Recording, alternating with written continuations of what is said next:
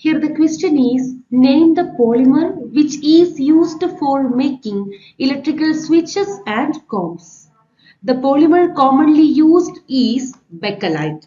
This is a thermosetting phenol formaldehyde resin known for its high electrical insulation, heat resistance and durability. It doesn't soften on heating and making it ideal for electrical applications. Because of its excellent insulating properties, mechanical strength and resistance to heat and chemicals, the bakelite is widely used in manufacturing electrical switches, plug boards, sockets and other electrical components.